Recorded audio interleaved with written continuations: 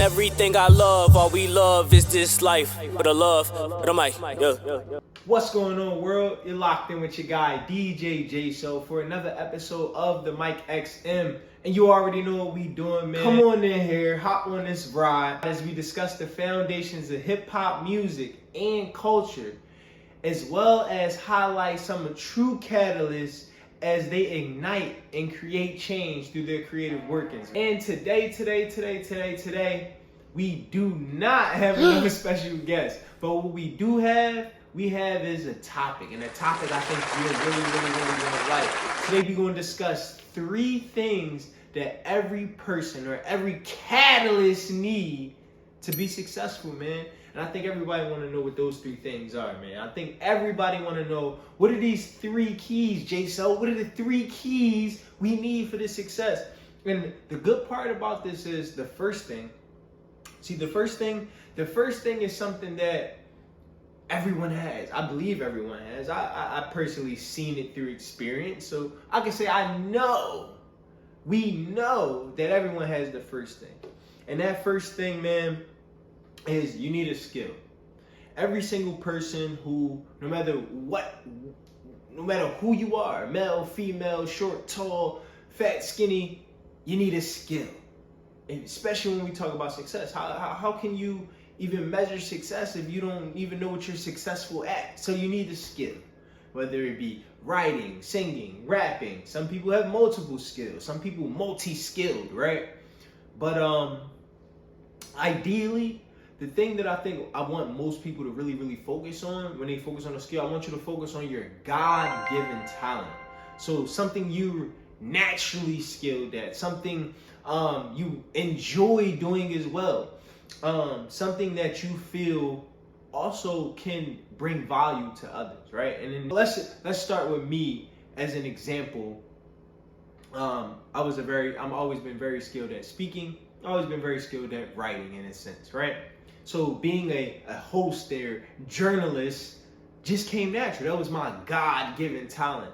Outside of that, my mama named me Jalil Abdul Muhammad. If anyone knows what these names mean in Arabic, it's the messenger or servant of hope and faith. So here we are. I'm on a platform called Amplify the Culture, providing hope, providing faith in your creative journey.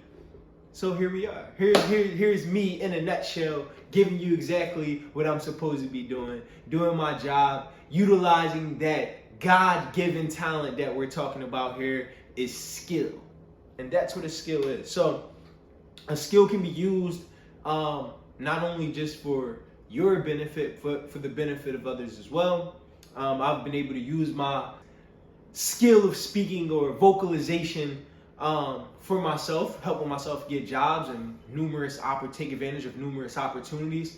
But I also utilize this skill now for the benefit of other people, is when we're talking about sharing the stories of those other catalysts who are igniting and creating change through their creative workings. When we talk about what those creative workings are and how they're actually affecting the culture, right?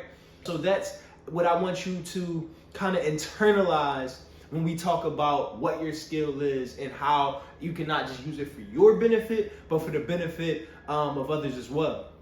We got through the first thing. That's the first thing. That's the first thing you need. The first thing you need to create success in your life and your career. But then we got to get to the second thing. We got to keep the ball rolling. We got to keep it rolling. As I always say, if you listen to the mixes, we got to keep it rolling.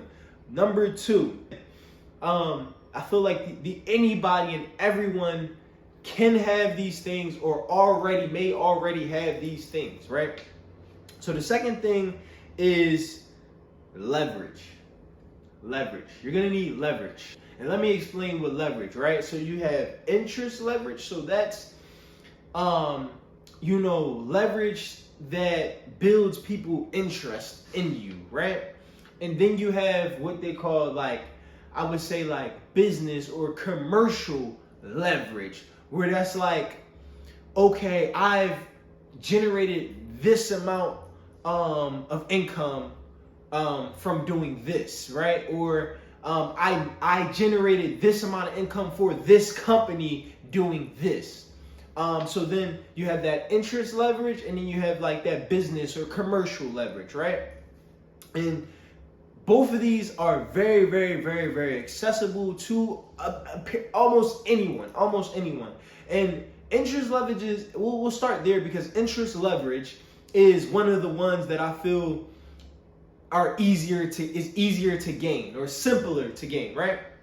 An interest leverage is simply like having those articles. People talk about you on their blog. People talk about you on their podcast. People talk about you on their social media accounts. Where are you being talked about, and what are people saying? And that's how you kind of, in a sense, build that interest leverage, right?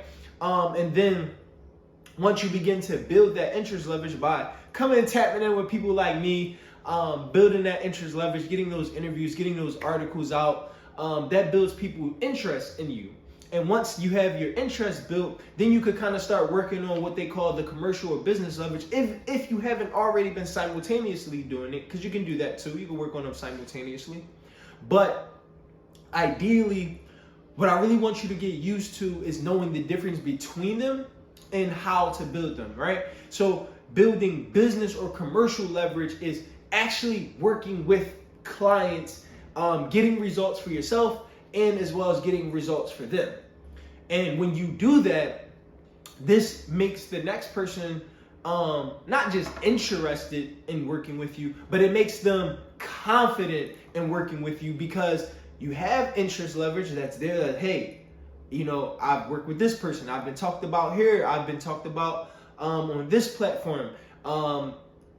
These are all of the things that people are saying about me. And then you have that business leverage where people can take confidence in working with you or your brand, or even just trusting you in your music journey by seeing like, okay, he's worked with this great artist that I like, or he's or she's worked with this great media brand that I often watch or listen to, or this great personality that I often watch and listen to. He has generated this amount of wealth for himself. He has helped generate wealth in other areas. So these are categories that take time. These things take time. They could take months. They could take years. I still feel like in the midst of it, you know, I'm still working out the kinks. I'm still, you know, getting this part of the business to its highest level, right? And because ultimately that's what we want to do. That's been the trending thing, right? Everyone wants to reach their full potential, reach the highest level, right?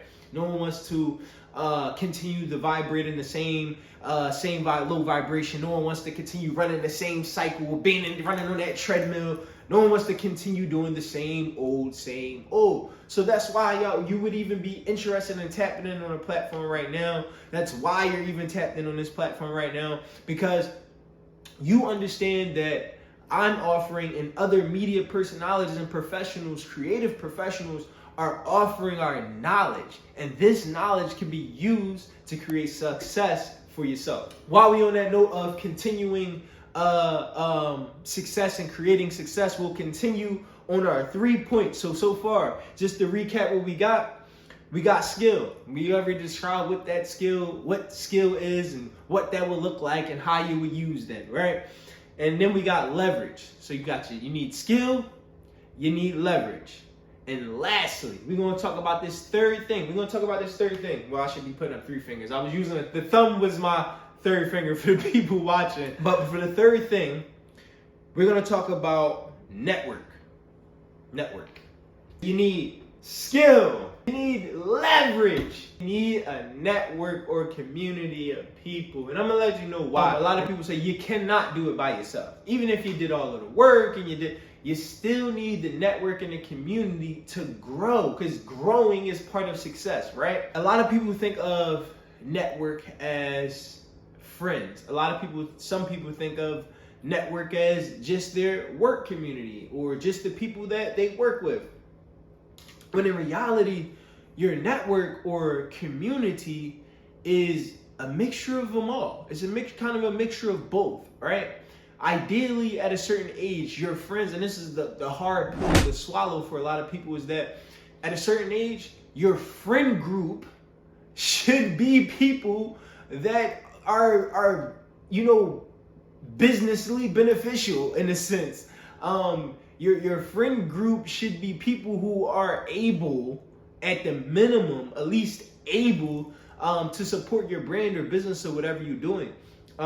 Your friends or family, because that family is a choice too. These people should be able to at least tell others about what you're doing and feel confident in your product and in your service.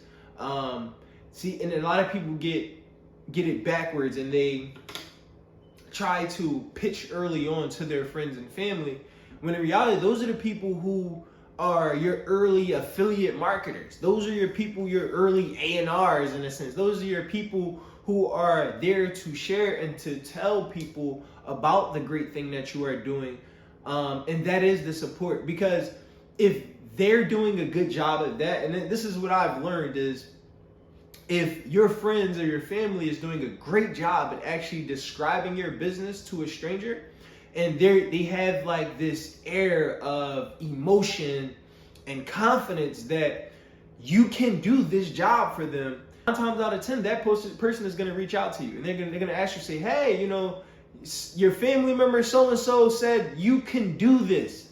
They made it sound so good that I feel like I don't want anybody else at this point. How do we work together? That's what you want. So even to the friends and family, most of you have friends and family that's watching, be that person as well. Be that person as well. If you know, cousin Keisha got her hair, got the hair situation going on, make sure you tap in with cousin Keisha. Yo, make sure you tap in with cousin Keisha. Look, she just did so-and-so hair, and then that's how you even get your affiliate branding up. And other brands see you, supporting Keisha, and this is just genuine, right?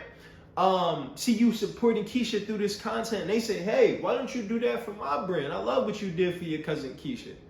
So initially, like, we're all in this era of social media.